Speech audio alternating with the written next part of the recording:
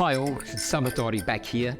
I just want to share this with you, which I see it a lot in our salons. Did you know that 75% of women have colour in their hair?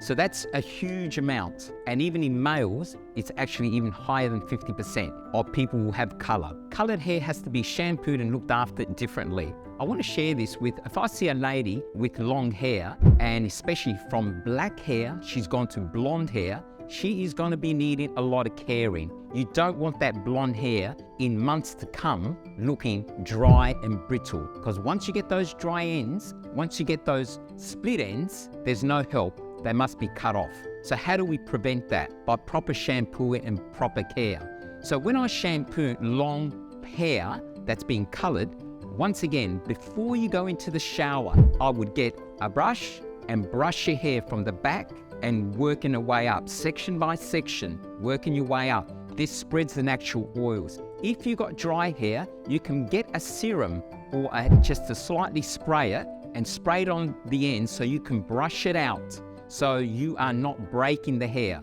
Breakage is a big area because once you break long hair, it's not going to bring it back. So what we're trying to do is care for the hair before the shampooing. So once it's all brushed out, you go into your shower and you're using the appropriate shampoo. So if you have oily scalp, you can use an oily shampoo, once again, with the palms of the hand here and do the rotation. Don't vigorously massage it to stimulate it.